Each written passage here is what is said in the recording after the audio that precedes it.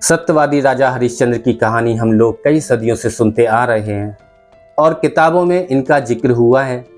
और सत्य की चर्चा जब भी कहीं पे की जाती है या फिर कहीं पे की जाएगी तो उसमें सबसे पहले महाराजा हरिश्चंद्र का नाम जरूर लिया जाता है या लिया जाएगा। आज मैं अमल निंकारी चैनल के माध्यम से आपको राजा हरिश्चंद्र की कहानी सुनाने जा रहा हूँ, जिनकी कहानी आपने सुनी भी होगी और पढ़ी भी होगी, क्योंकि सत्य की बात जब भी होती है या सत्य की बात जहाँ पर भी होगी वहाँ पर इनका जिक्र अवश्य होता है।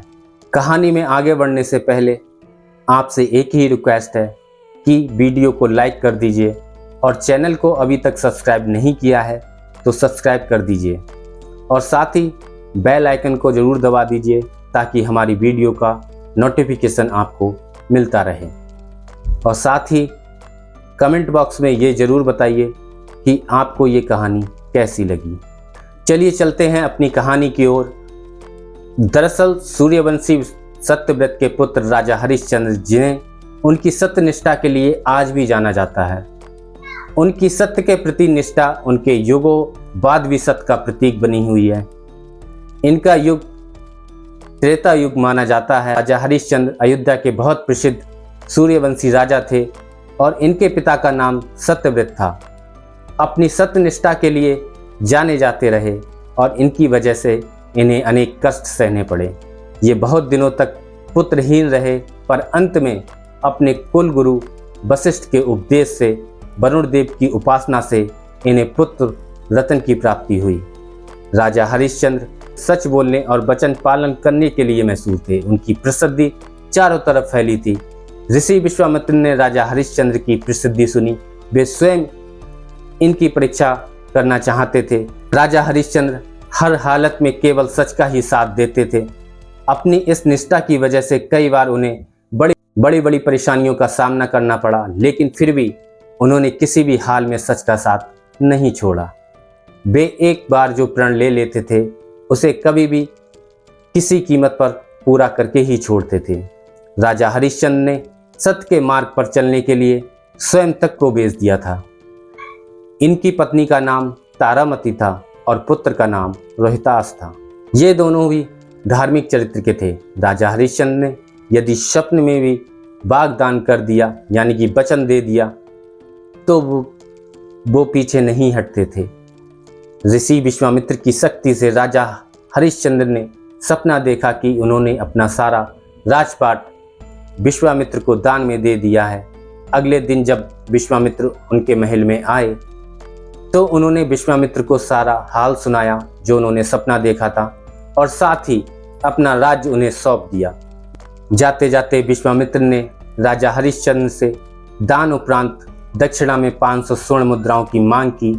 विश्वामित्र ने राजा को याद दिलाया कि राजपाट के साथ राज का कोष भी वे दान कर चुके हैं और दान की हुई वस्तु को दोबारा दान नहीं किया जाता।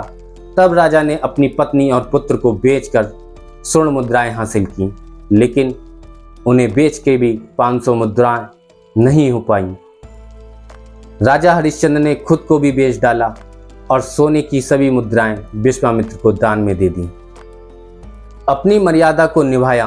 राजा हरिश्चंद्र ने खुद को जहां बेचा था वह शमशान का चंडाल था, जो सब दाह के लिए आए मृतक के परिजनों से कर लेकर उन्हें अंतिम संस्कार करने देता था। एक रात्रि को सर्प के काटने से राजा के पुत्र की मृत्यु हो गई। असहाय रानी तारा रोती बिलखती अपने पुत्र को शमशान में अंतिम क्रिया के लिए लेकर जा रही थी। काली अंधेरी रात में जोरों की बारिश हो रही थी, बादल गरज रहे थे, बिजली चमक रही थी और अभागन माता अपने पुत्र के शव को अकेले शमशान में लेकर पहुंची। वहां पर राजा हरिश्चंद्र ने रानी को बिना देखे ही शमशान कर के लिए आदेश दे दिया। इतने में आसमान में बिजली चमकती तो उस बिजली की रोशनी से हरिश्चंद्र को उस अबला स्त्री का चेहरा नजर आया।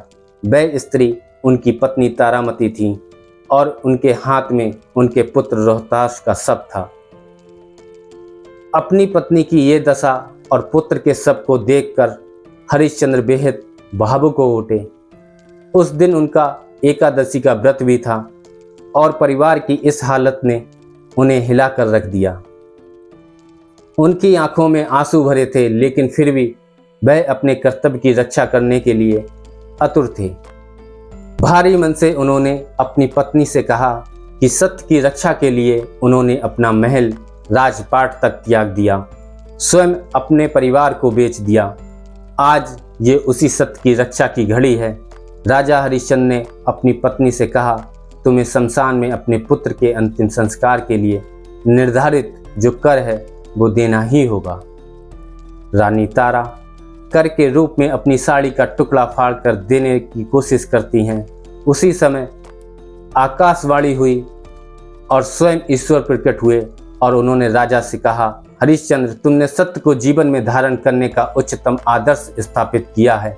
तुम्हारी कर्तव्य निष्ठा महान है। तुम इतिहास में अमर रहोगे और राजा की ली जाने वाली दान वाली परीक्षा तथा कर्तव्य के प्रति जिम्मेदारी की जीत बताई। हरिश्चंद्र ने ईश्वर से कहा, अगर वाकई मेरी कर्तव्य निष्ठा और सत्य के प्रति समर्पण सही है तो कृपया इस स्त्री के पुत्र को जीवन दान दीजिए। इतने में रोहतास जो होते हैं उनके पुत्र वो जीवित हो उठे। ईश्वर की अनुमति से विश्वामित्र ने हरिश्चंद्र का राजपाट भी उन्हें वापस लौटा दिया। महाराजा हरिश्चंद्र ने स्वयं को बेचकर भी सत्यव्रत का पालन किया। ये सत्य एवं धर्म के पालन का एक बेमिसाल उदाहरण है। आज भी महाराजा हरिश्चंद्र का नाम श्रद्धा और आदर के साथ लिया जाता है। तो आज की कहानी कैसी लगी, आप ये अपने कमेंट, आज की कहानी आपको कैसी लगी ये कमेंट बॉक्स के माध्यम से आप ज़रूर बताइएगा। आज की कहानी में बस इतना ही। मिलते हैं एक नई कहानी के साथ। तब तक के लिए धन्यवाद जी। नमस्कार, आदाब, सत श्री अकाल।